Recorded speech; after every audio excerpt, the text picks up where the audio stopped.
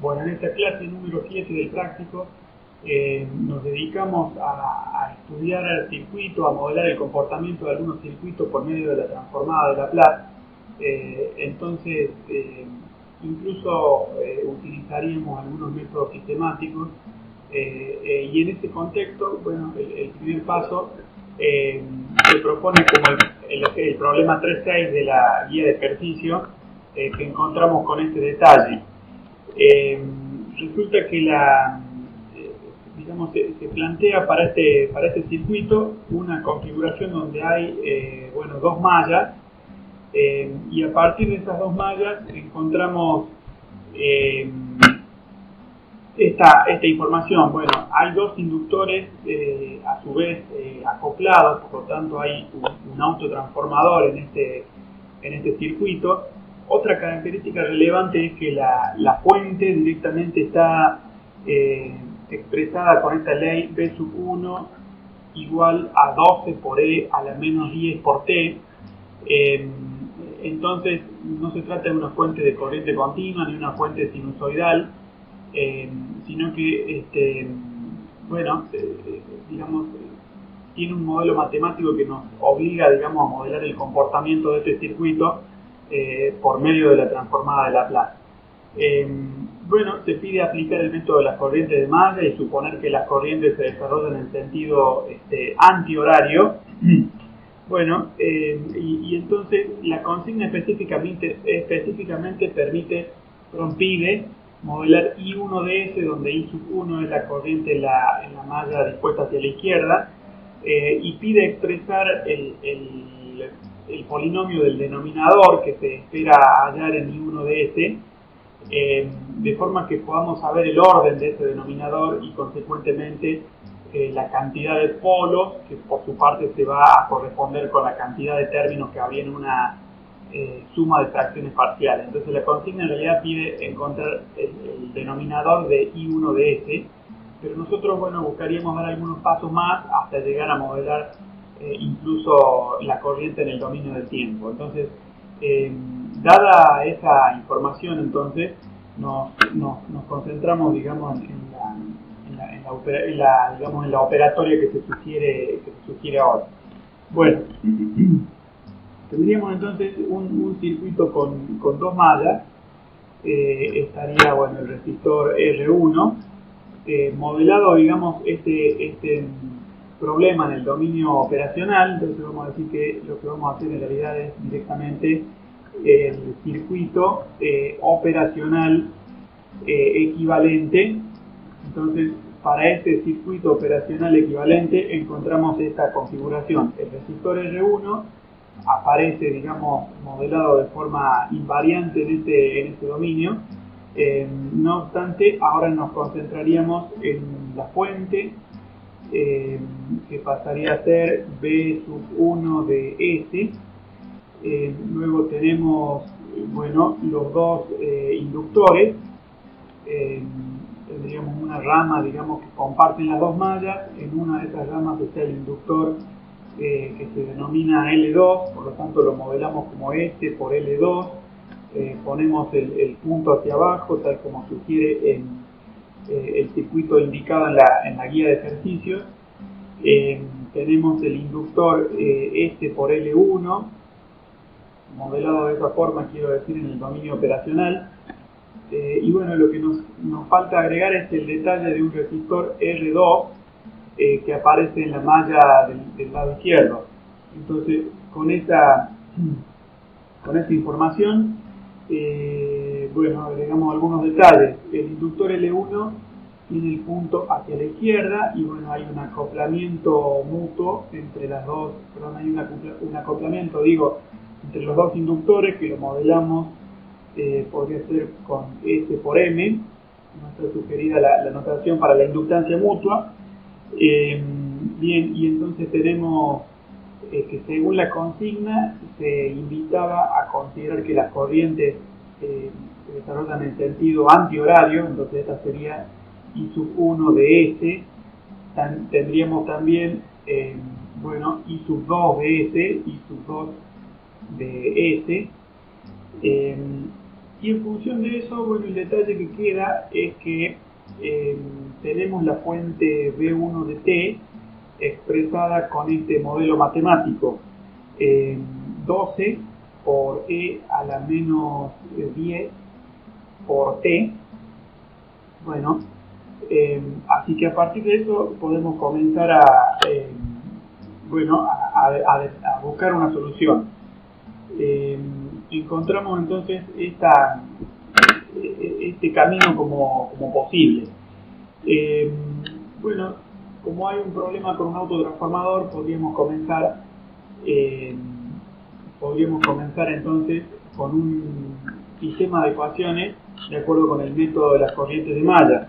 Entonces vamos a tener específicamente dos ecuaciones. En la primera malla vemos que la sumatoria de fuentes es B sub 1 de S. Luego diríamos que las caídas de tensión, bueno, serían respecto de I1, podríamos decir I sub 1 de S, factor de S, perdón, podría ser de R1 más S por L2, luego L2 es también atravesada por la corriente I sub 2, entonces, bueno, tendríamos menos I sub 2 de S, I sub 2 de S por L2, y respecto de la diferencia de potencial que se mide en L2 como consecuencia de que I sub 2 atraviesa L1 y que por su parte L1 está acoplada con L2, bueno, nos quedaría un término donde diríamos que, bueno, la corriente que produce el efecto es I sub 2 y entra por un terminal sin punto, mientras que la corriente que es, digamos, respuesta a ese estímulo es I sub 1 que sale por un terminal sin punto. Entonces resultaría un término negativo que se modelaría como S por M por I sub 2 de S. Ahí tendríamos completo el modelado para la primera malla. Respecto de la segunda malla no hay fuente de tensión. Las caídas de tensión, digamos, las podemos desarrollar entonces ahora de esta forma. Respecto de I sub 2 tendríamos esta dependencia. I sub 2 de S determina, digamos, por la ley de Ohm, etcétera, las siguientes caídas de tensión. Bueno, una caída en L2, una caída en L1 y también en L2. Entonces esas caídas, digamos, dependen de la derivada, etcétera. Entonces vamos a decir S por L1 más L2. Luego tenemos que L2 también la atraviesa I sub 1, entonces nos va a quedar menos I sub 1, I sub 1 de S, factor de S por L2.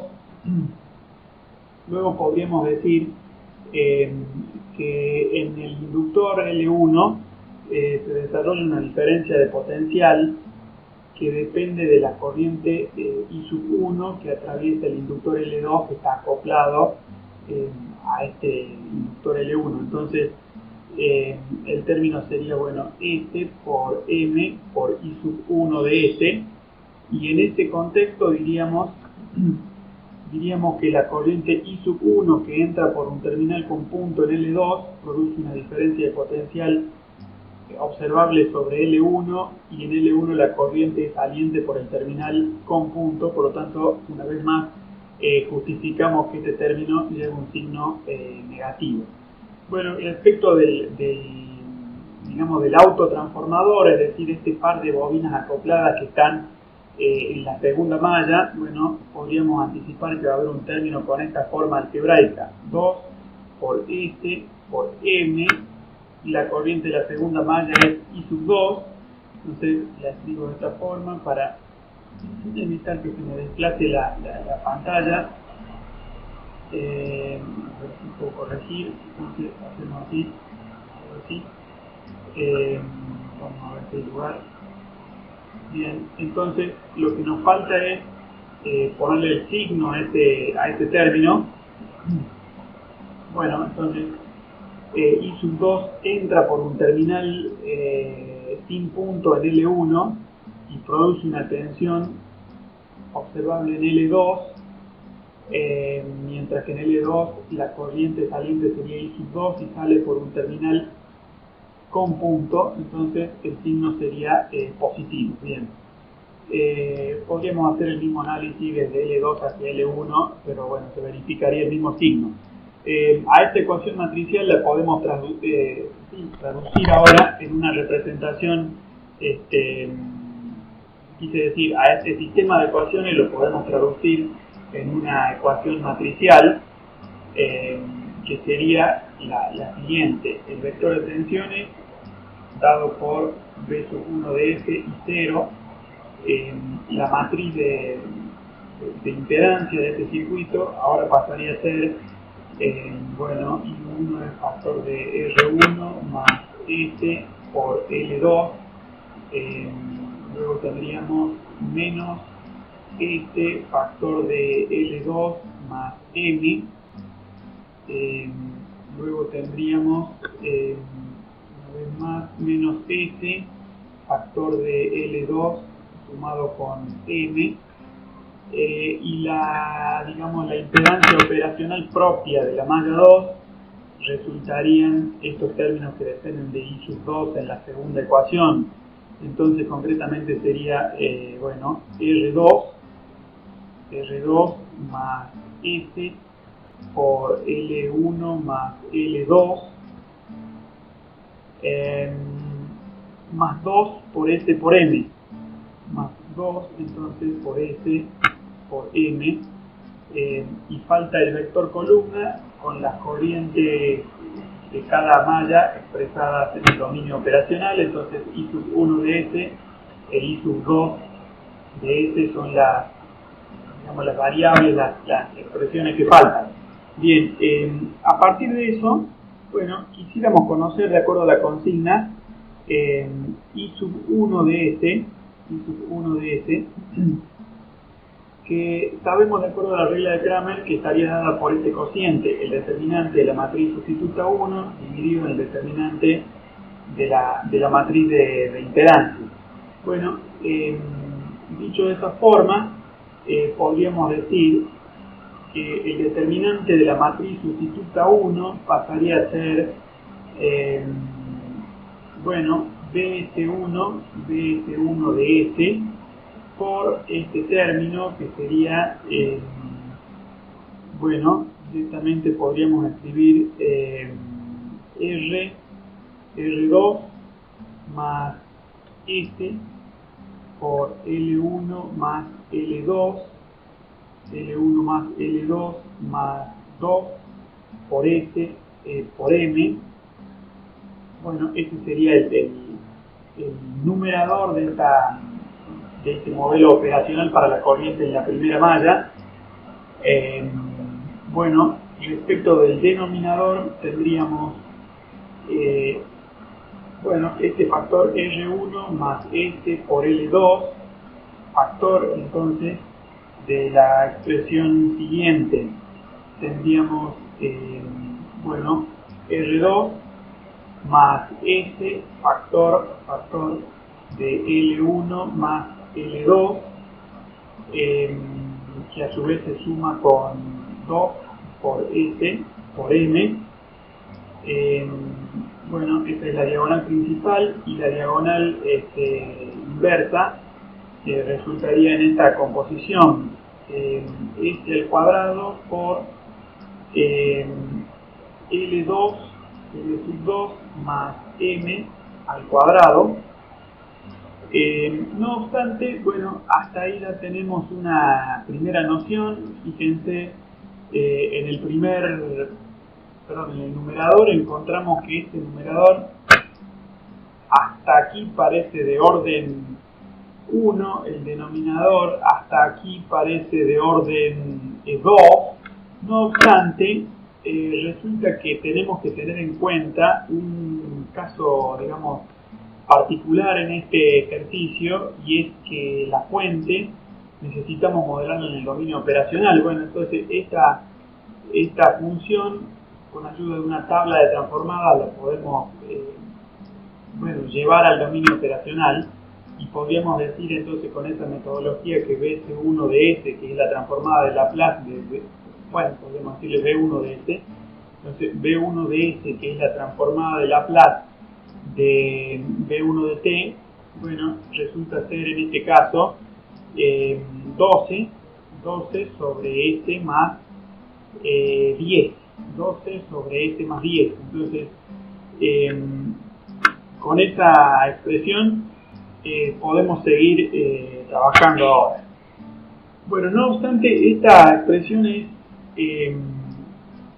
una que ya nos permite anticipar. Ahora sí, digamos, se supone que en BS1 tenemos que reemplazar con este modelo que hemos escrito, digamos, en tono amarillo.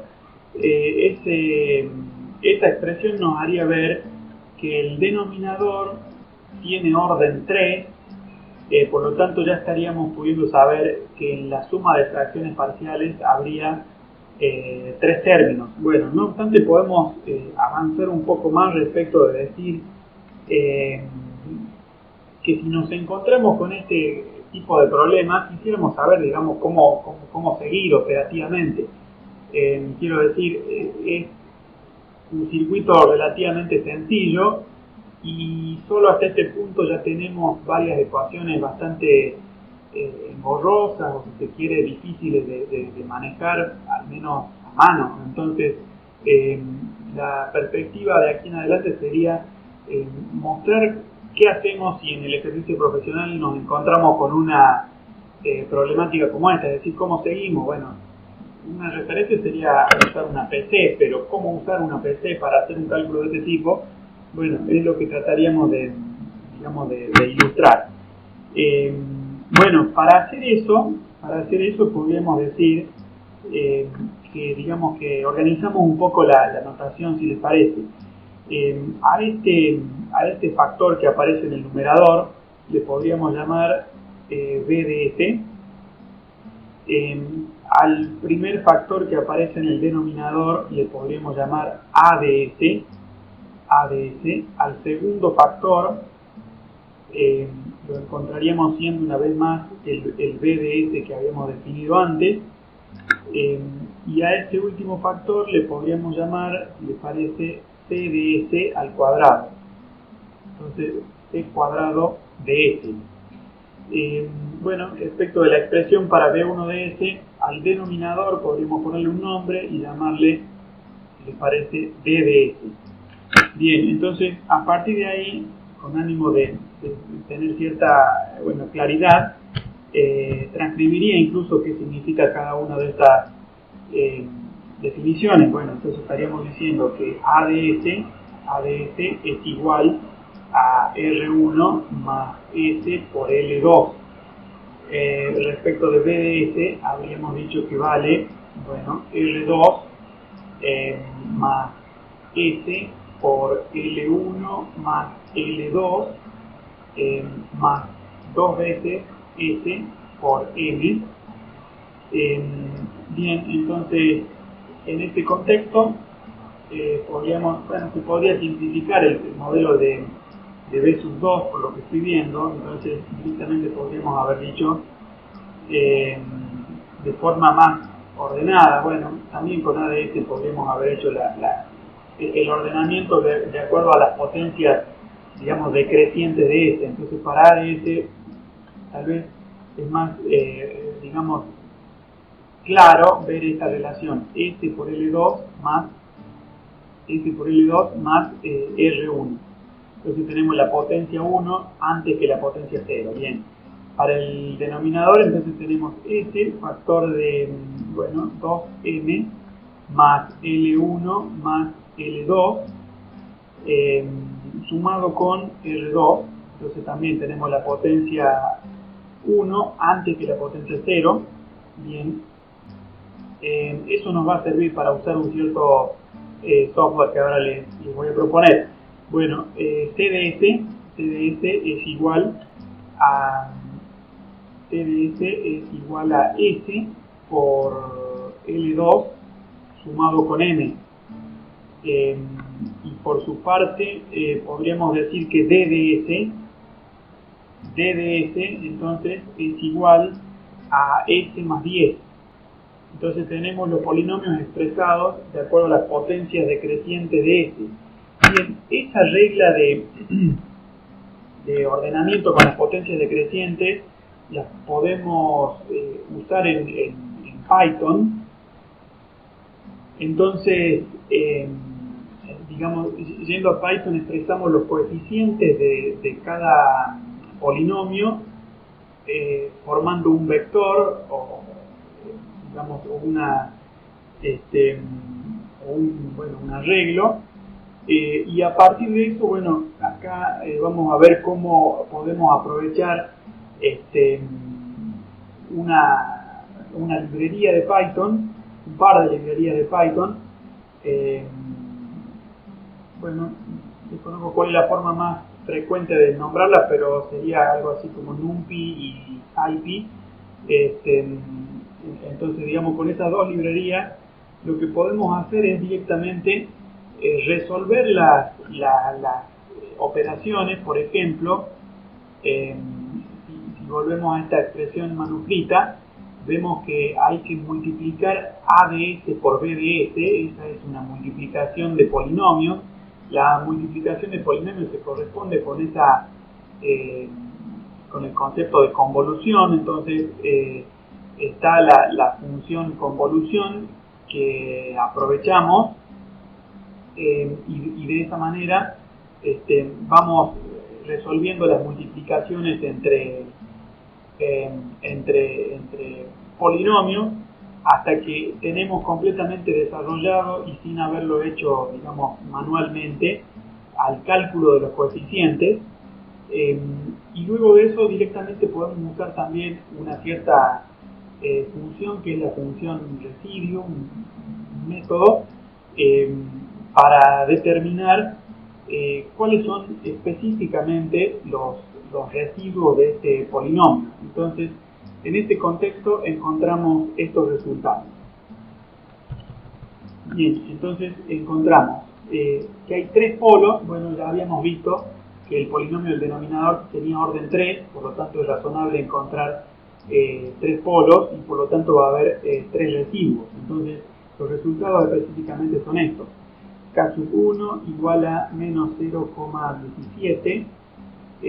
Eso está asociado al polo P sub 1, que aparece en menos 590. Y en función de eso podríamos decir que la constante de tiempo asociada a este primer polo es de 1,7 milisegundos. Luego tenemos un segundo residuo K sub 2 que resulta en un valor de menos 0,13. Está asociado a un polo P sub 2 que lo encontramos en menos 35. Y de esta forma este polo determina una constante de tiempo tau sub 2 que resultaría en 28 milisegundos. Finalmente hay un tercer residuo que tiene magnitud 0,3 y está asociado al polo P sub 3 que aparece en menos 10. Bueno, y este polo en menos 10 da por su parte una constante de tiempo igual a 100 milisegundos. Entonces podemos ver específicamente cómo hay una correlación entre cada polo y cada constante de tiempo, y podemos ver que en la ley de variación para I de t, en este caso no vemos una sola constante de tiempo, sino que vemos tres constantes de tiempo, con lo cual, bueno, el trazo para I sub 1 de t, vamos a ver que tiene algunas propiedades geométricas muy curiosas, evidentemente. Bueno, me gustaría por ahí aclarar que la I sub 1 de s, de acuerdo a las definiciones de los polinomios que hemos introducido arbitrariamente, y el propósito de haber escrito esos polinomios era ordenarnos con la notación para, bueno, evitar errores al modelar el problema en un lenguaje de computación. Bueno, entonces fue arbitraria esa definición de los polinomios, se podría haber hecho de otra forma, pero bueno, buscaba tener cierta claridad. Con eso podemos decir que nuestro modelo operacional de I sub 1 de S habría sido 12 por B de S, 12 por B de S, dividido en D de S factor de A de S, en diferencia con D de S factor de C al cuadrado de S. Bueno, y eso vimos que resultó en 3 polos y 3 residuos, entonces esto se corresponde con una suma de fracciones parciales de 3 términos, K sub 1 sobre S menos P sub 1 más K sub 2 sobre S menos P sub 2 más K sub 3 sobre S menos P sub 3. Bien, y entonces en función de estos 3 términos, donde todas las constantes son conocidas porque están en esa llave escrita hacia arriba, bueno, finalmente podemos decir cuánto vale I sub 1 de t. Entonces I sub 1 de t, de acuerdo a calcular la antitransformada de estas expresiones, K sobre S menos P1, resulta en directamente K sub 1 por E a la menos, el polo sería P sub 1 por T. Bueno, luego tenemos más K sub 2 por E a la P sub 2 por T, más K sub 3 por E elevado a la P sub 3 por T, y esto se cumple, bueno, para T mayor o igual que 0, si desarrollamos sería menos 0,17 por E a la menos T sobre tau. Entonces tendríamos P sub 1 era 590 y esto sería 1,7 por 10 a la menos 3, sumado con un término que también es negativo, entonces 0,13 por E a la menos T sobre la segunda constante de tiempo, que era 28 por 10 a la menos 3 segundos. Bueno, el tercer término entonces es positivo, más 0,3 por E a la menos 0,1 por T, menos 0,1 por T, a T, entonces a la menos 10 por T, podríamos decir, a la menos 10 por T. 10 por T, estamos poniendo bien 100, 0,1, 100, 0,1, 10 por T. Entonces, bien, entonces acá podríamos aclarar que esto es T mayor o igual que 0. Para T mayor o igual que 0, bueno, y entonces con esto podríamos por último escribir, bueno, más que escribir, podríamos revisar cómo queda determinada la respuesta de este sistema, donde vemos que la corriente, bueno, crece, la corriente, digamos, crece hasta un cierto valor y luego se desvanece. Bueno, tenemos en la expresión de la fuente que la fuente se desvanece en el tiempo, por lo tanto es esperable que la corriente se desvanezca en el tiempo. Y bueno, mientras tanto, el comportamiento de un inductor es evitar que la corriente varíe bruscamente, ya que habíamos dicho que la corriente inicial era nula porque las condiciones iniciales eran nulas. Bueno, la corriente crece hasta, bueno, alcanzar un un cierto valor máximo y luego se desvanece, entre otras cosas, como consecuencia de que la fuente se desvanece. Bueno, y entonces en este circuito, como decíamos, el trazo geométrico nos hace percibir también que no hay una sola constante de tiempo, sino que bueno, hay varios efectos que se contraponen y por lo tanto, bueno, tres modelos matemáticos que contribuyen a caracterizar la corriente I sub 1 de T. Y bueno, por su parte, bueno, repito el concepto de que al encontrarnos con un circuito de este tipo, bueno, una opción es evidentemente utilizar un simulador donde no se hace un modelado matemático, sino que se confía, digamos, en los resultados de simulación de software. Pero bueno, hay cosas tan elementales como el paso de simulación, es decir, la resolución de la simulación, que podrían llevarnos a algún resultado incorrecto sin que nosotros lo supiéramos.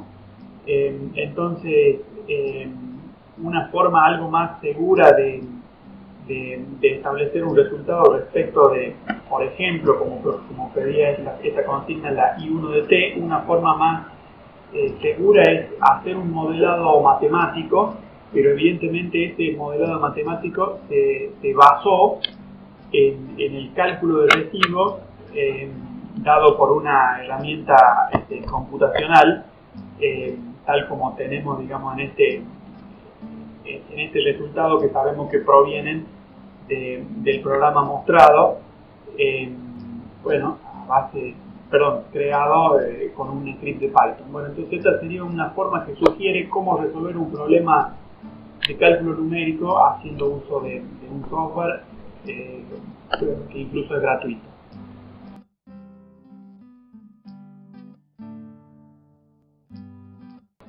Bueno, como siguiente paso nos concentramos entonces ahora en el problema 310. Así que la propuesta es seguir este problema 310, donde encontramos información en la guía de ejercicios, que sería la siguiente. Bueno, tenemos el problema 310 dado para una configuración donde aparece una conmutación de la llave desde la posición A hacia la posición B. Vemos que hay un par de inductores en paralelo. Bueno, si tenemos todos los valores, digamos el valor de R1, el valor de R2, bien, tenemos el valor de inductancia en L1 y en L2. Queremos conocer la corriente instantánea, queremos trazar incluso la corriente instantánea, y bueno, finalmente quisiéramos también interpretar la respuesta por medio de las variables que sugiere la forma estándar de la ecuación de segundo grado. Entonces, en este contexto, bueno, buscaríamos establecer una solución. Bueno, entonces lo que podemos ver es que la llave estuvo en la posición A hasta que el circuito alcanzó el estado estacionario, es decir, el estado de régimen. Entonces podríamos modelar primero, digamos, el funcionamiento del circuito hasta el momento inmediatamente anterior a que la llave conmute. Entonces, vamos a hacer ese análisis. Vamos a decir entonces que primero nos concentramos, entonces un análisis para el tiempo que tiende a 0 por izquierda, entonces justo el instante justo anterior a que se haya movido la llave, como decíamos. Bueno, en este caso lo que teníamos en el circuito era directamente una composición como la siguiente. Estaba, bueno, entonces estaba la fuente B1, estaba R1 y R2, y el par de inductores, estaba, digamos, comportándose directamente como un cortocircuito. Entonces podemos decir que bueno, el circuito, digamos, equivalente habría sido uno donde estaba la fuente B sub 1, donde estaba bueno, el par de resistores. Hacia la izquierda está entonces R1, entonces tenemos luego R2, luego tendríamos el par de inductores, que decimos que se parecen directamente a un cortocircuito. Entonces este es R1, este es R2, este es B sub 1. Deberíamos analizar lo siguiente. Bueno, L1 está en paralelo con L2, por lo tanto podríamos hablar de una inductancia equivalente L1,2 dada por el producto de L1 con L2 sobre la suma de L1 con L2. Bien, entonces a partir de este circuito equivalente podemos ver que esta era la corriente I sub 0, porque bueno, podemos recordar que la corriente I sub 0 la definimos como la corriente en el instante en que el tiempo tiende a 0 por izquierda, es decir, justo antes de que conmute la llave. Bueno, y esto sería entonces el límite para t que tiende a 0 por izquierda,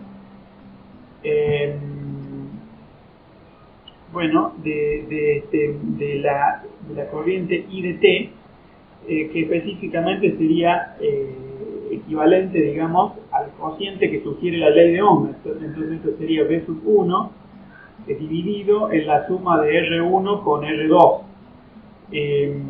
Bien, y a partir de eso, bueno, podemos definir, digamos, la solución numérica, que son unos 64,1 miliamperios, y a partir de esto, bueno, por su parte podríamos ver cómo en el circuito, si la llave estaba en la posición A, una interpretación natural del funcionamiento del circuito sería decir que la condición inicial en el condensador era nula. Entonces, lo que vemos entonces es que la condición inicial en el inductor es básicamente I sub 0, pero la condición inicial en el condensador, bueno, se puede suponer que es nula, digamos. A partir de eso podríamos pensar en un circuito operacional equivalente. Entonces, un circuito operacional equivalente sería, por ejemplo, el siguiente. Bueno, vamos a tener el inductor, perdón, el condensador, la llave. Recordemos que la llave en este momento ha conmutado a la posición B, el circuito operacional equivalente. Bueno, podríamos aclararlo, digamos, es el que corresponde al análisis, para el tiempo mayor o igual que 0. Entonces, antes nos habíamos referido al tiempo que tendría 0 por izquierda, ahora ya estamos hablando del tiempo mayor o igual que 0 y por eso estamos hablando del circuito operacional equivalente. Bueno, la llave conmutó a la posición B, por lo tanto ha desaparecido el efecto del resistor R1, y en el circuito han quedado, bueno, R2 con el inductor, que le decimos inductor equivalente, L1,2, y una cierta energía almacenada en el inductor que va a ser, bueno, captada, por el modelado de las condiciones iniciales. Entonces esto sería bueno, L1,2, este signo tendríamos que corregirlo, entonces esto sería L1,2 por I sub 0, lo que habíamos definido como I sub 0. Bien, entonces este es el circuito operacional equivalente con el cual buscaríamos trabajar. Esto sería, bueno, modelada en el dominio operacional. Esta sería entonces S por L1,2, esta sería R2, y este condensador sería 1 sobre S por C sub 1. Bueno, considerando que no hay condiciones iniciales en el condensador, bueno, resulta este circuito bueno, que acabamos de elaborar. A partir de esto, podríamos decir que la ley de Kirchhoff de las tensiones nos sirve para estudiar el modelo operacional de la corriente, es decir, IDS. Bueno, entonces con la ley de Kirchhoff de las tensiones podríamos escribir que 0 es igual a IDS, bueno, multiplicado por R2, se suma otro término que es IDS, factor de este por L12. Bueno, y la condición inicial la modelamos con, esto sería menos L12 por I sub 0. Bueno, vemos que la fuente digamos, la fuente de tensión L12 por I sub 0 efectivamente respeta las convenciones de signo y sentido, por lo tanto si la escribimos del lado de la caída de tensión termina llevando este signo negativo. Bien, y entonces falta un término que no hemos modelado todavía, es el que considera el condensador. Entonces podemos decir que el término faltante es bueno, más IDS por 1 sobre S por C1. 1 sobre S por C1. Bien, a partir de acá podemos definir entonces una nueva ecuación que es bastante previsible. L12 por I sub 0 es igual a IDS, factor de R2 más R2, entonces sumado con S por L12 más 1 sobre S por C sub 1, y a partir de esto ahora podríamos escribir que la corriente IDS, hasta aquí podemos modelarla como el cociente entre L12 por I sub 0 dividido en, bueno, R2 más S por L2, esta sería L12 más 1 sobre S por C sub 1. Bien, a partir de esa expresión, bueno, podríamos buscar ordenarlo un poco, llevarla a una expresión más, digamos, más fácil de trabajar.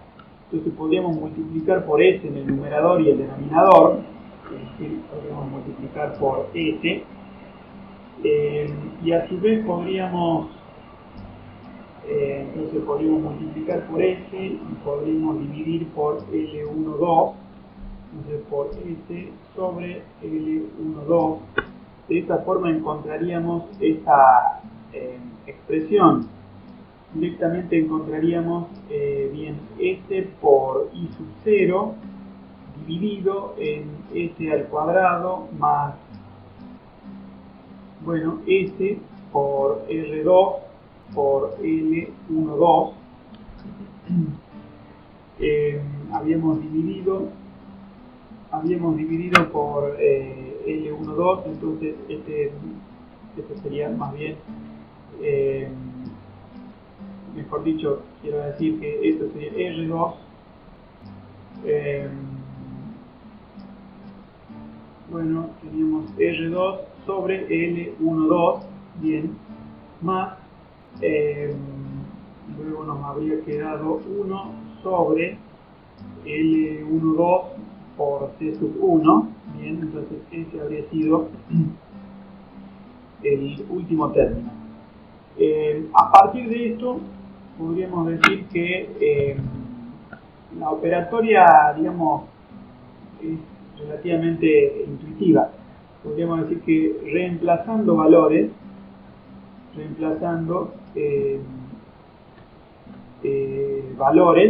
bueno, se encuentran el siguiente comportamiento, se encuentran polos que se verifica que son específicamente complejos conjugados, o sea que encontramos polos que son complejos conjugados.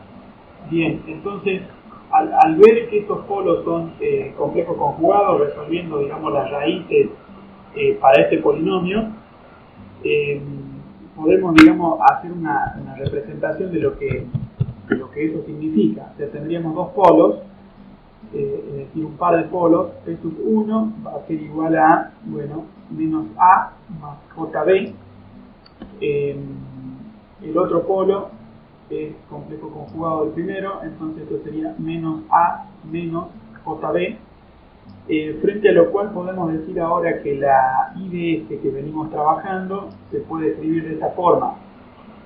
Serán polos del, digamos, eran raíces del denominador, es decir, polos. Por lo tanto, el numerador queda como estaba, S por I sub 0, y ahora escribimos S más A menos JB, factor de S menos, bueno, S más A menos, pasaría a ser más JB.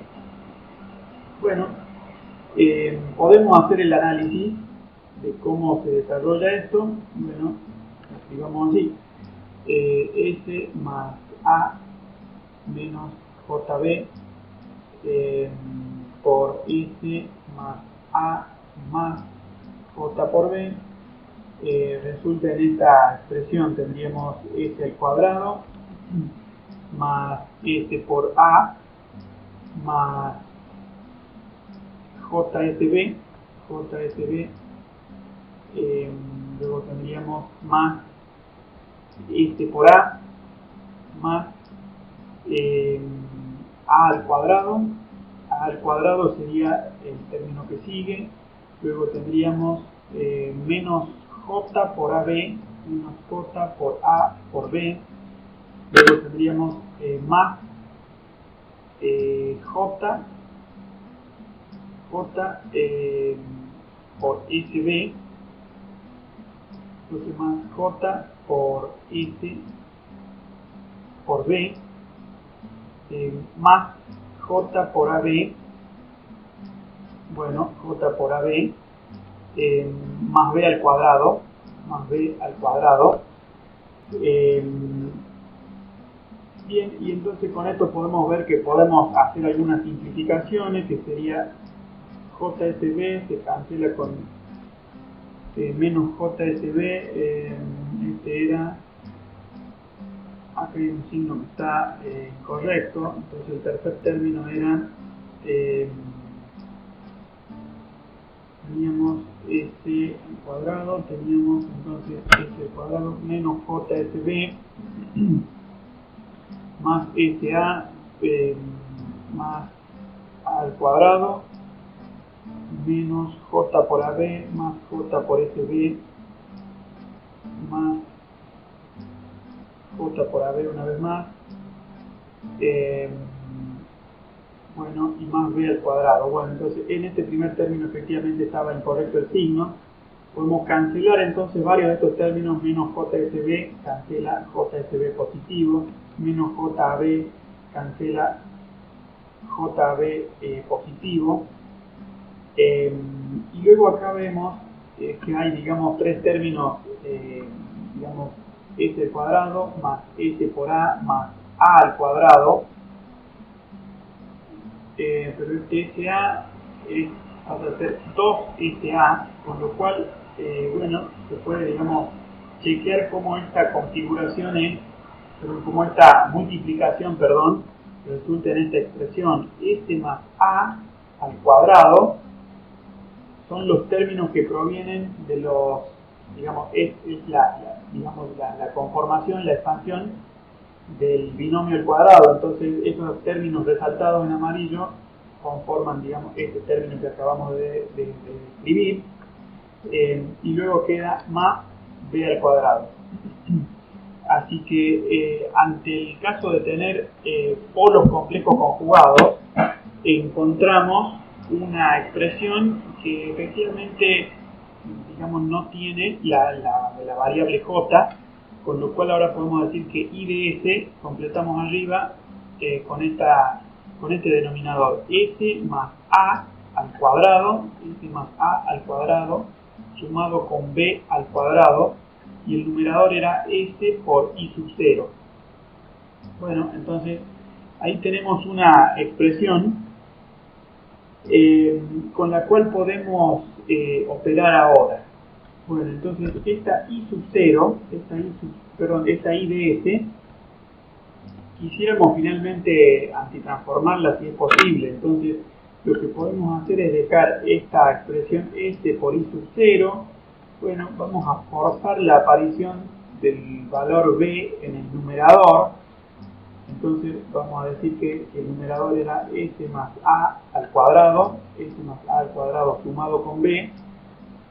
Bueno, vamos a forzar la aparición de la variable b en el numerador, que después la cancelamos con esta variable b en el denominador.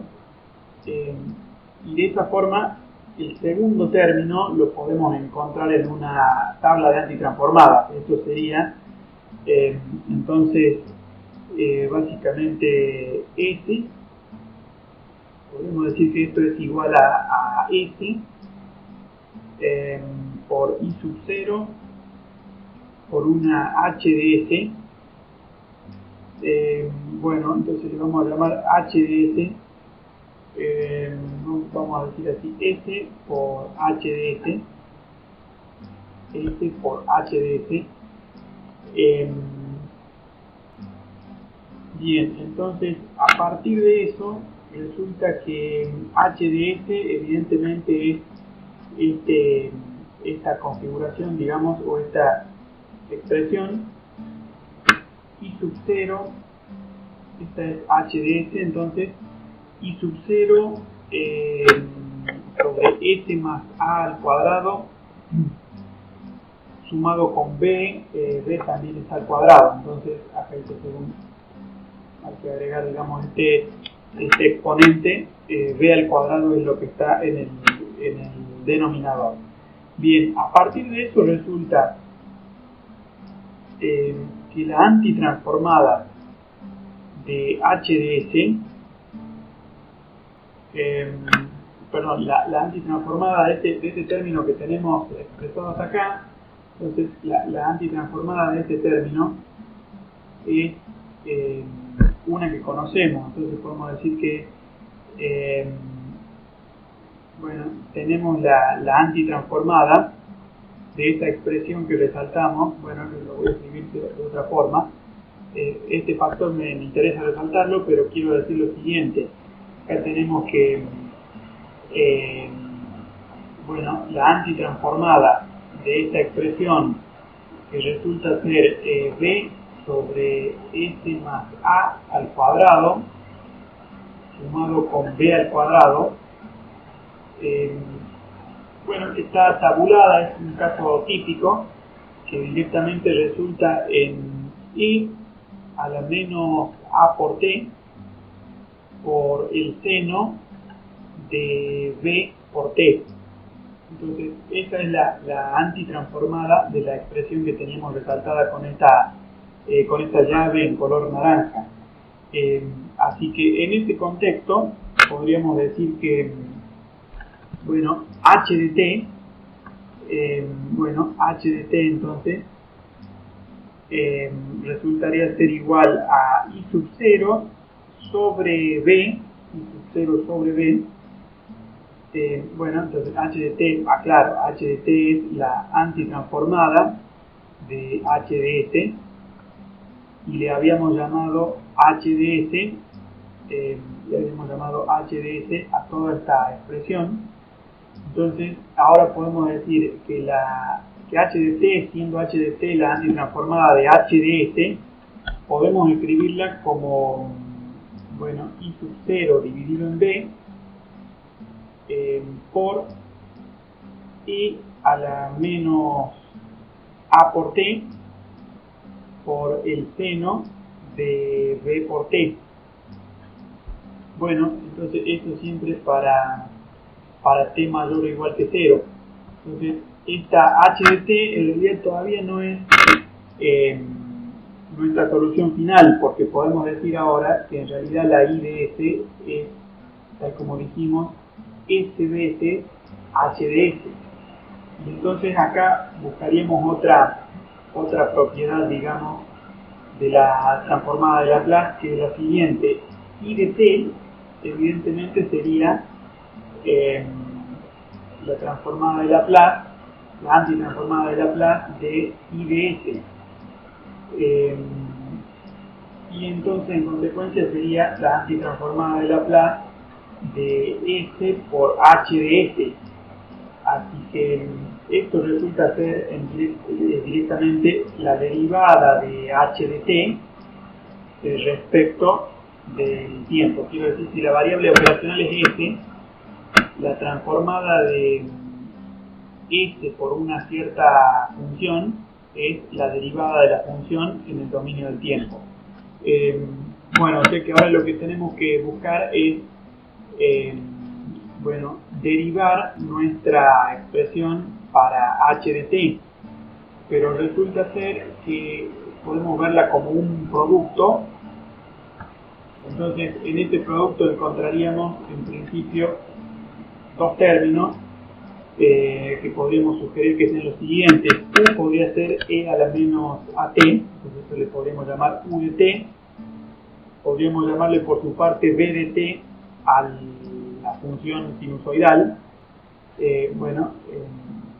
La derivada del producto suele establecerse con una B corta, quiero decir.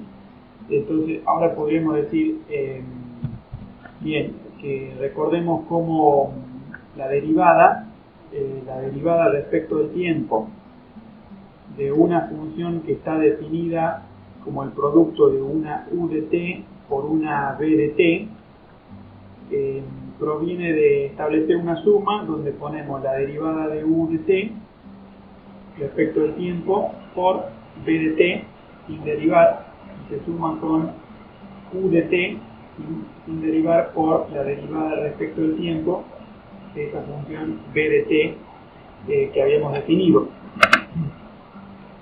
Bueno, entonces podemos trabajar con estas definiciones ahora. Si U de T habíamos dicho que era el factor exponencial E a la menos A por T, bueno, entonces resulta que la derivada respecto del tiempo pasa a ser menos A por E a la menos A por T. Respecto de B de T habíamos dicho que era seno de B por T, de donde resulta que la derivada respecto del tiempo ahora quedaría dada por B por el coseno de BT. Bien, y entonces con estas expresiones ahora podemos decir que I de T es igual a I sub 0 dividido en B, factor de la composición que vamos a hacer ahora,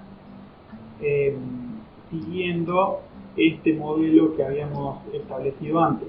Entonces, siguiendo este modelo que es la derivada del producto, vamos a componer nuestro modelo para I de T, que era I sub 0 sobre B por el producto, efectivamente, de U de T por B de T. Entonces,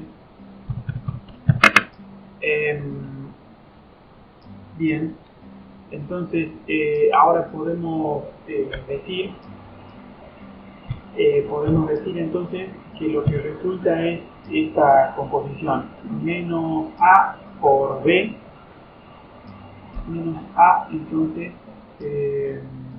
por B por el seno de BT por, entonces esta sería la derivada de U, que la teníamos escrita por acá. Bien, entonces la derivada de U era A por ¿cómo sería esto? Entonces menos A por B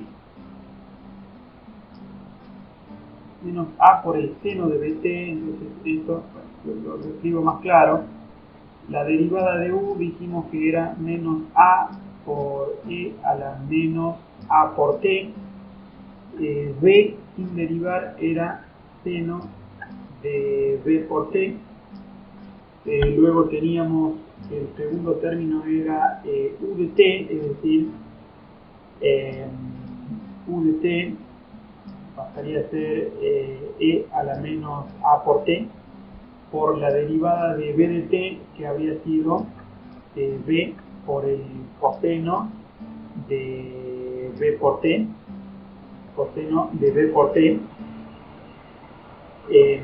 Bueno, y entonces con esta expresión tenemos finalmente dada entonces nuestra ley para I de t. Podemos hacer alguna otra simplificación, bueno, no muchas, en realidad ninguna en principio. Pensaba que podíamos simplificar b, pero no resulta el caso, con lo cual podríamos trazar la ley de variación de I de t. Vamos a posponer eso para dentro de unos minutos. No obstante, lo que me gustaría es identificar o interpretar, digamos, este resultado por medio de la forma estándar de segundo grado. Entonces, bueno, si queremos hacer esto, precisamente, de interpretar el resultado de acuerdo con de acuerdo con la ecuación o con la forma estándar, podemos decir con la forma estándar, entonces de la ecuación de segundo grado, encontramos esta segundo grado, entonces encontramos estas relaciones. Bueno, la f de s,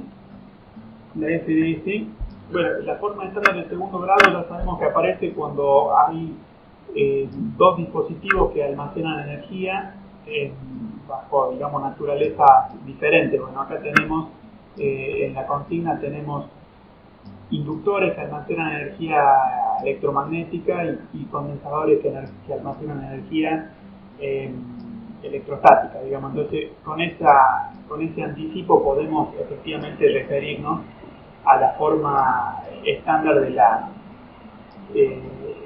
ecuación de segundo grado. Entonces, la f de s sabemos que es k por omega 0 al cuadrado sobre s al cuadrado más 2 por θ por omega 0 por s más omega 0 al cuadrado. Bueno, entonces esta ecuación se parece bastante a nuestro modelo de I de S. Nuestro modelo de I de S está, digamos, escrito de forma más, digamos, de la forma más representativa. Está escrito en esta expresión: S por I sub 0 sobre S más A al cuadrado sumado con B al cuadrado. Digamos, esta es nuestra expresión más digamos, representativa de I de S. Entonces, esta sería nuestra representación, como digo, más terminada de I de S. Bueno, se parece mucho a la forma estándar de la ecuación de segundo grado, excepto por este factor S, que vamos a modelar. Entonces, bueno, podríamos hacer tal vez una transcripción de esta ecuación para tratar de ser más ordenado. Podemos decir que la I de S que hemos elaborado es I sub 0, bueno, es un cociente, donde tenemos S por I sub 0 sobre S más A al cuadrado sumado con B al cuadrado. Entonces, esta es nuestra expresión hasta aquí. Bien, entonces esto se parece bastante a la f de s, pero la deberíamos escribir de esta forma, s por f de s. Bueno, que sería algo equivalente a decir que nos tenemos que abstraer de este factor s en el numerador de i de s para que nuestro modelo de i de s efectivamente se parezca a la forma estándar de segundo grado. Bueno, entonces vamos a decir eso. Entonces vamos a decir que si nos abstraemos del factor s en el numerador, efectivamente podemos hacer una correspondencia entre nuestro modelo matemático para la corriente, que es el que está escrito acá, y el modelo que sugiere la forma estándar de esta ecuación. Bueno, entonces, por comparación, digamos, por comparación podemos hacer esta correspondencia. En primer lugar, podríamos ver cómo omega 0 al cuadrado efectivamente es 1 sobre L por C. 1 sobre L12 por C. Bueno, entonces este valor B al cuadrado tiene, digamos, correlato también con esta expresión que tenemos acá. La podríamos escribir también para, digamos, para buscar ser claro en esta explicación. Entonces, ¿por qué decimos que omega 0 al cuadrado es igual a 1 sobre la inductancia equivalente por C? Bueno, eso se explicaría diciendo que en realidad también habíamos encontrado antes que I de S se correspondía con esta expresión. S por I sub 0 dividido en S al cuadrado más S por R2 sobre L12 más 1 sobre L12 por C1.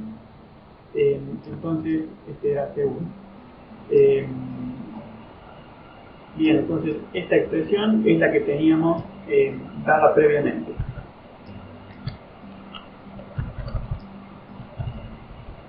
Bueno, entonces aquí es donde vemos, digamos, que este factor que no es, digamos, que está multiplicado por s a la 0 en el denominador, es el que se corresponde con el factor multiplicado por s a la 0 en el denominador de la forma estándar. Entonces, por esa razón podemos decir que omega 0 al cuadrado, de acuerdo a nuestro problema particular, es 1 sobre la inductancia equivalente multiplicado por C1. Con el mismo criterio, por supuesto, podríamos decir que omega 0 es 1 sobre la raíz cuadrada de L12 por C sub 1. Y podríamos pasar ahora a ver con qué se corresponde este factor 2 por θ por omega 0, y es específicamente con R2 sobre la inductancia equivalente. Entonces el segundo paso de comparación va a ser detenernos en que 2 por θ por omega 0 se corresponde con R2 sobre la inductancia equivalente que hemos determinado. Pero por su parte sabemos que omega 0 es 1 sobre raíz cuadrada de L12 por C sub 1. Entonces, dada esa equivalencia, ahora podemos escribir que 2 por θ es igual, 2 por θ por 1 sobre raíz de L12 por C sub 1 es igual a R2 sobre L12. Bueno, de donde con detenimiento podríamos encontrar que θ termina dada por R2 sobre R2 sobre 2 por la raíz cuadrada de, despejando para θ, digamos, llegamos a este resultado, sería L12 sobre C sub 1. Bueno, podríamos seguir adelante. Nos queda solamente fijarnos cuánto vale la ganancia estática. Bueno, la ganancia estática habría sido K por omega 0 al cuadrado, y se correspondía con I sub 0. Entonces esto podríamos haberlo escrito como K por 1 sobre raíz cuadrada de L12 por C sub 1. Bueno, si estaba al cuadrado omega 0, esta raíz cuadrada en realidad no hacía falta, con lo cual esto es igual a I sub 0, era igual a I sub 0 entonces, y entonces resulta que la ganancia estática habría sido I sub 0 por L12 por C sub 1. Ese hubiera sido nuestro modelo de la ganancia estática. Bueno, entonces, ya que los polos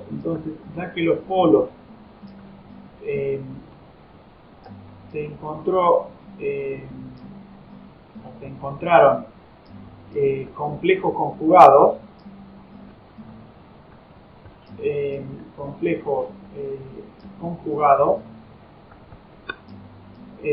se verifica también que de acuerdo a este modelo que acabamos de determinar, bueno, y de acuerdo a la teoría que en su momento estudiamos, θ es efectivamente menor que la unidad.